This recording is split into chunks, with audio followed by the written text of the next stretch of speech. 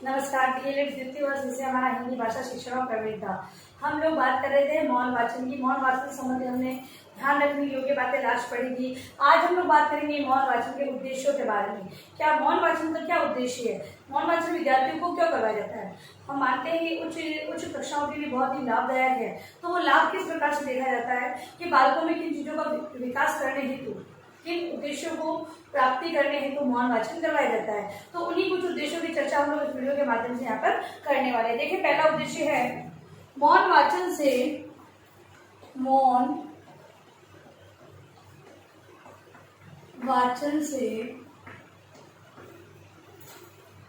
छात्र छात्राओं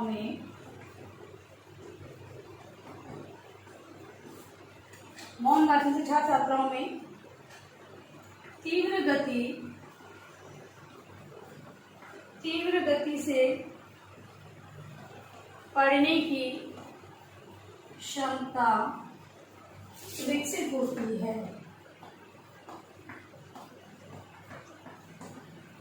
तो पहला उद्देश्य बताया है कि बालकों में यदि तीव्र गति से पढ़ने की क्षमता का विकास करना है तो उन्हें मौन वाचन के अवसर प्रदान किए जाने चाहिए, जिससे कि मौन वाचन के हम लोग देते हैं मन ही मन हम किसी पैराग्राफ को पढ़ लें, उसके बाद अगर उसका वाचन करते हैं तो हमें कई समस्या नहीं आती। कुछ शब्द तो हम डायरेक्टली बोल भी जाते हैं, लेकिन वो ऐसा क्यों होता है? जब हम उसका वाचन कर चुके होते हैं इसलिए होता है। तो उनके अंदर पढ़ने की तीव्र गति से पढ़ने की क्षमता विकसित करने के लिए मौन वाचन करना चाहिए। फिर है मौन वाचन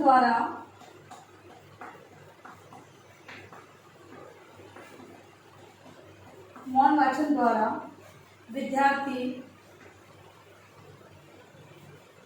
परिचित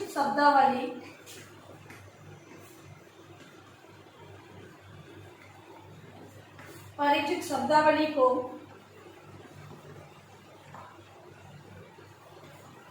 सक्रिय शब्दावली में परिवर्तित कर लेते हैं। मतलब कि जिन शब्दों का उन्हें अनुभव है, ठीक है, परिचित शब्दावली मतलब कि जिन शब्दों को वो जानते हैं, जिन शब्दों के अर्थ को पहचान चुके, जिन शब्दों का उनमें विकास हो चुका है, उन शब्दों से परिचित है वो। तो जहाँ पर वो पढ़ रहे हैं, जिन शब्दों को पढ़ रहे हैं, अब उन शब्दों का प्रयोग वो पढ़ने वाले शब्दों के अर्थ में कर सकते हैं। क्योंकि हम सीधी सी बात करें कि जिन अर्थों को वो जानते हैं, जिनका अनुभव वो प्राप्त कर चुके हैं, अब जब वो सक्रिय रहकर पढ़ रहे हैं, पठन के अंतर्गत जब वो पढ़ते हैं तो इन परिचित शब्दावली का प्रयोग करते हुए वो अर्थ को समझने का प्रयास करते रहते हैं। इसे हम समानार्थी रूप में भी ले सकते हैं कि कुछ शब्दों के अर्थ जिनको वो जानते हैं, समानार्थी शब्दों को जानते हैं, उनके अर्थ को समझते हैं, उनका प्रयोग अपने पढ़ने के अंतर्गत भी कर लेते हैं। तो परिचित शब्दावली को सक्रिय शब्दावली के अंतर्गत परिवर्तित करने हेतु भी मौन वाचन बहुत आवश्यक है। अगला है मौन वाचन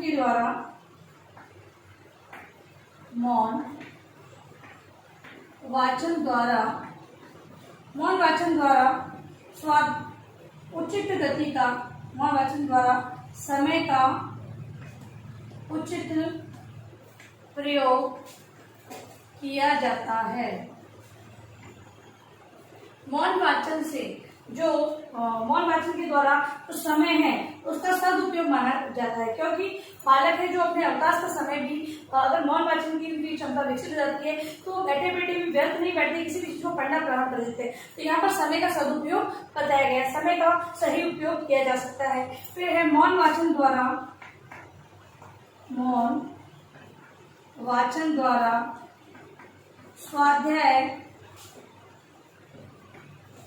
स्वाध्याय की आदत विकसित होती है। मौन वाचन के द्वारा बालकों के अंतर्गत स्वाध्याय की आदत भी विकसित होती है, क्योंकि जब उनके अंदर मौन वाचन के द्वारा विभिन्न जो विषय वस्तु उनको पढ़ने की भावना जागृत होती है, रुचि उत्पन्न हो जाती है, तब इससे क्या होता है, बालक है वो अपने आप में भी पढ़ना प्रारंभ कर देते हैं, क्योंकि अर्थों को जानकर समझने लग जाते हैं, भाव को ग्रहण करना की क्षमता उनमें विकसित हो जाती है। यहाँ पर स्वाध्याय की आदत भी उनमें विकसित हो जाती है। अगला है मौन वाचन में विद्यार्थी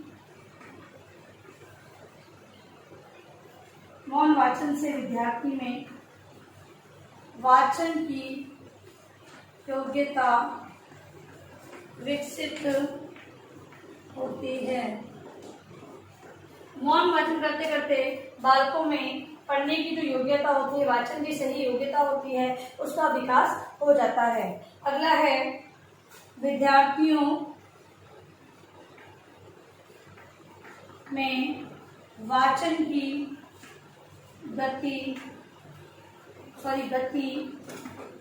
वाचन की गति तथा दृष्टि विराम को विकसित करना। मौन वाचन का अगला उद्देश्य ये होता है कि जब भी वो वाचन करे उससे वाचन की गति किस प्रकार की होनी चाहिए, किस प्रकार उतार चढ़ाव दिया जाना चाहिए, वो सारी चीजों का ज्ञान उसे हो जाए। तथा दृष्टि विराम मतलब कि कहाँ पर रुकना है, किस प्रकार से रुकना है।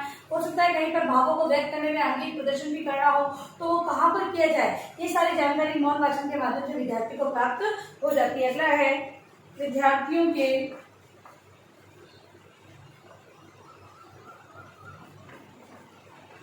ज्ञानार्जन के अनेक मार्ग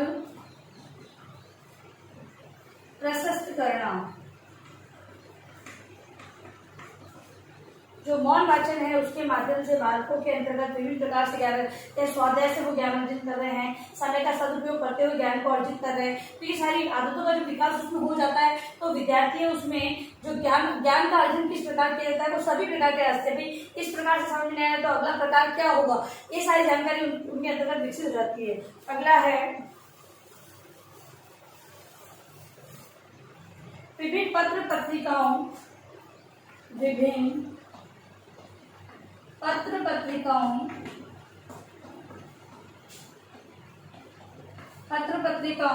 का मौन वाचन करके साहित्य के प्रति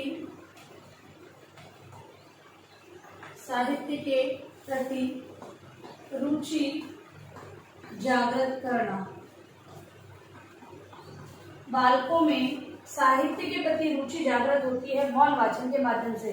जब बालक है पढ़ना प्रारंभ करते हैं, मन ही मन सारी बातों को समझने लग जाते हैं, तो स्वतः ही उनके अंदर ऐसी भावना जागृत होती है जिससे कि वो साहित्य से संबंधित अन्य विधाओं को या अन्य जानकारी को प्राप्त करने का प्रयास वो करते रहते हैं। और अगला है विद्यार्थियों के शब्द भंडार में वृद्धि। विद्यार्थियों के शब्द भंडार में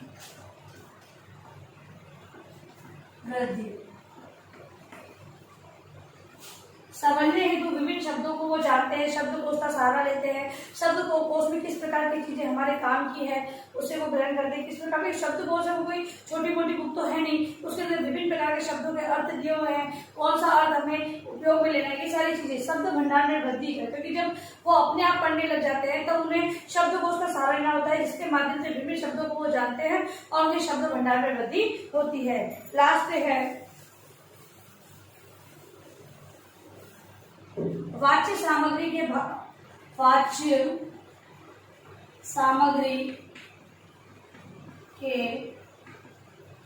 भावों